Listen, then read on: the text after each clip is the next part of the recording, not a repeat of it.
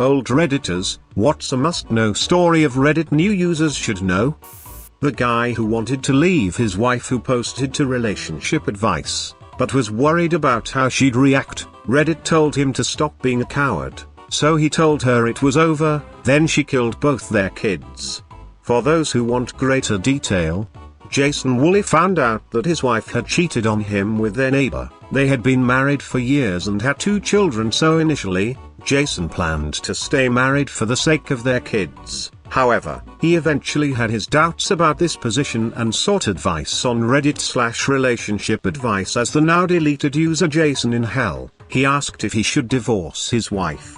For once in a blue moon, the subreddit's typical advice of dump that garbage was actually warranted, and many users expressed that he should proceed with the divorce for his sake and his children's. Jason took this advice to heart, and shortly after the post was made, he requested a divorce from his wife. Days after this divorce request, Jason's ex-to-be Brandy Wooley did the unthinkable. She procured a combat knife from Walmart, which she would end up using to murder their 2 children. On the night of the murders, Brandy asked Jason to not sleep in their bedroom and instead sleep on a couch. Jason declined the couch and instead opted to sleep in the house's basement. Once Jason was asleep, Brandy took the knife and murdered their 2 children. Once they were dead, she attempted to kill herself, but was unsuccessful and remains alive to this day. Upon questioning, she revealed that her motive for killing the children was so that Jason couldn't take them away from her. During her trial, she was sentenced to serve 120 years in prison, 65 for the murder of her 3-year-old daughters and 55 for the murder of her 7-year-old sons.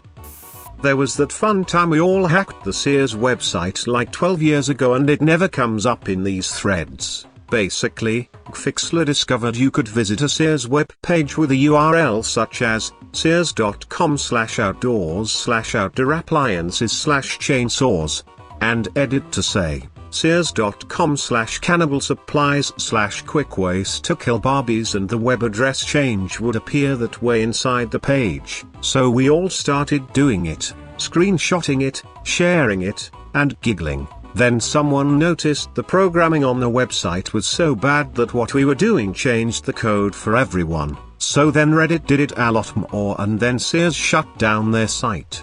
I work at a company that sells crap online, and if this happened to us it would make my year.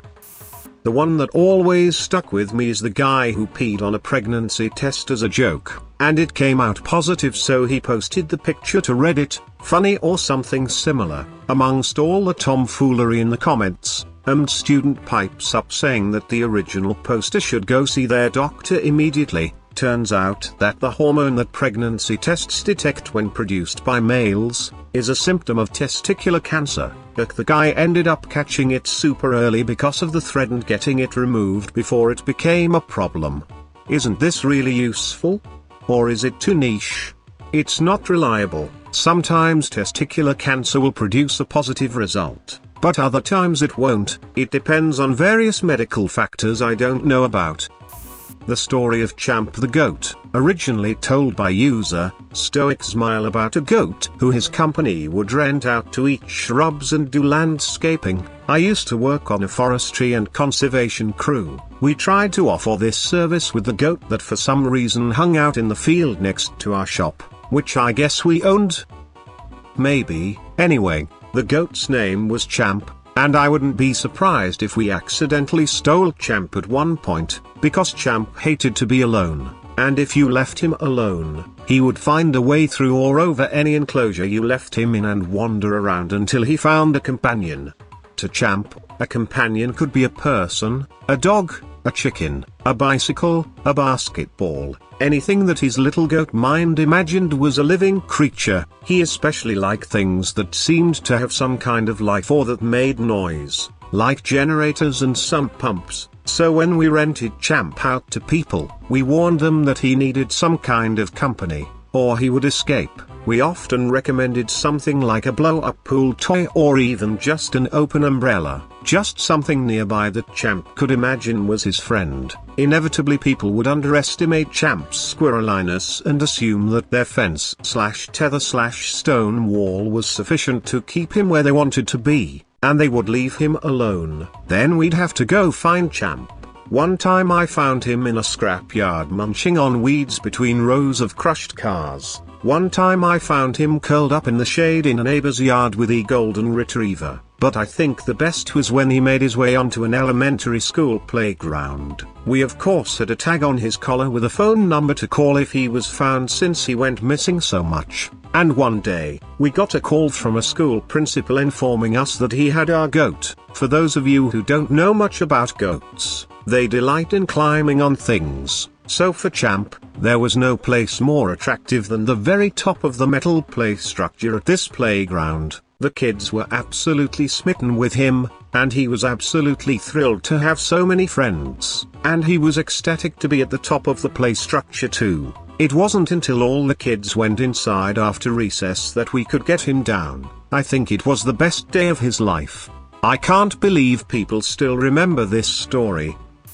The guy whose very special brother loves this one specific Tonka truck from the 90s. It was a fire and rescue truck and his family finds them on eBay and buys him one every Christmas. It's the only thing he loves, and Op couldn't find one anywhere and came to Reddit to ask if anyone had one in an attic or old toy box. Everyone was so helpful and the post was just a beautiful internet moment.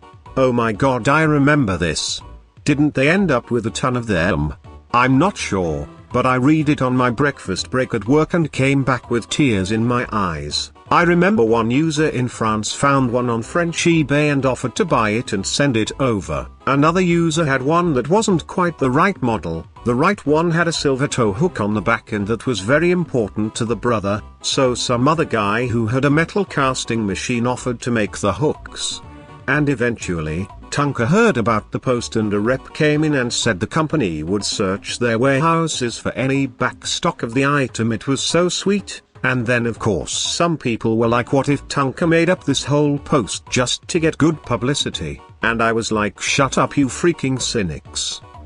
There was this girl from the Solomon Islands, used to live in a tiny village or settlement, on a small island there, used to get around on canoes, and live in primitive little self-made huts. She'd sometimes go to Brisbane, where I think she had studied or visited a while. She just showed all of us what island life was like, removed from modern conveniences of restaurants, supermarkets, cars and stress. I loved seeing her photos and reading about her life there. Does anyone else remember this girl from the Solomon Islands? Man, I'd love to scroll through this. My favorite was the guy throwing his steak at the window and getting caught by his wife's boss, and then the wife followed up with a post of her own. Another one I've never been able to find was a guy who was drunk, high, and he yelled out of his window, "Happy freaking birthday," really aggressive and scared her. The comment underneath said to bake her a cake to say sorry. The comment underneath said, "Right on it, I'm really freaking sorry." I was crying laughing at that one and I've never been able to find it since. Sorry, I don't know how to link. The steak one still has me in tears. Sorry, I don't know how to link. Steak story should be Reddit off. Reading his version then hers is so hilarious. Maybe the funniest thing I've ever read on Reddit. Classic. When I found it, I had to stop reading until my boyfriend got home because I knew I had to read it aloud to him. I was laughing so hard I had tears down my face. He was on the bed cry laughing to the ceiling. It was a beautiful moment. The guy who tried heroin, I think, documented his journey from non-addict to addict to recovery. There's also the Postit Note Guy who kept finding post-its in his apartment. Kind people in replies to this comment might have linked. The Postit Note one is legendary. Such a wild story of a dude finding cryptic post-it notes all around his apartment in this unraveling surreal mystery where he thought his landlord was freaking with him and breaking into his apartment and even emulating his handwriting. Many comments dismiss the dude as mentally delirious. The top comment goes wildcard and suggests he check the batteries in his carbon monoxide alarm. Guy goes yeah it's not plugged in, responds a few days later confirming he was being poisoned by a carbon monoxide leak. Also, he was writing the post-its himself but didn't remember due to the go poisoning. His attempt to set up a webcam to catch the thief ended up being putting a webcam on a shelf, not plugged in, and making a folder on his computer desktop called webcam photos. When my ex-husband and I were still just dating and he was living with his grandma, he had a problem with sleepwalking, or maybe it's better described as not being fully conscious when he first wakes up, so he doesn't remember what he does. He also had severe anxiety and was worried that he was eating things he shouldn't during this and maybe accidentally poisoning himself. He set up the webcam in his room to be motion activated. Well, the first thing his sleepwalking self did was turn off the webcam, which just made the anxiety worse because he was like, what am I doing that I don't want me to see? Now, I'm dead. If that were me, I'd be so angry at myself. I'm disappointed that no one mentioned the really big sub sandwich story. It was an ATA post about a guy who brought a very large sub to a party, wedding, or something, ate the whole thing, and everyone went off on him. It was one of my favorites, but I just searched for it and couldn't find it.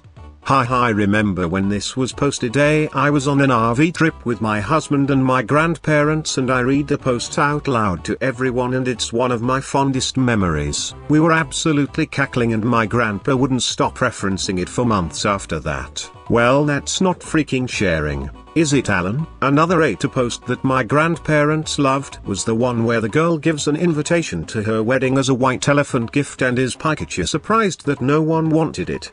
Ha ha ha, I just woke my husband up laughing. Alan was a greedy loser. Ha ha, god dang it, I laughed at your comment and instantly read it to my wife who almost laughed the baby awake. The hostess really could have spoken to him differently. Sounds like a bias towards a fat person, as in people show much less respect. All the other people being annoyed are silly. It's not like he hurt anyone and they could easily go get more food and he had brought the wings. Sounds like over-entitled people getting prissy over nothing. Reddit used to be a lot smaller. Roughly 12-13 years ago I got the top link of the day with less than 2,000 upvotes on one of my retired accounts. You also have to add that the algorithm was different. It was only a few years back that Reddit even made it possible to hit 5k plus points on a post. If you go back to your post that made the 2,000 points, you'd see the new adjusted count, which would be much higher. Remember, the number of points, votes you see is always a fake number. Once upon a time, there was no algorithm, just up and down votes that the commenter could see. It was a agree, disagree system that they changed. The excuse was convoluted, but I've always felt it was a ham-fisted way to control the narrative around whatever subject was being discussed. Given that it was done about the same time as an increased number of political topics, it's made the site far less user-friendly. Ignore the pretend posts and don't feed the trolls. That had to have been 15 plus years ago then. The votes have been fake, or fuzzed as the admins always put it, since I joined.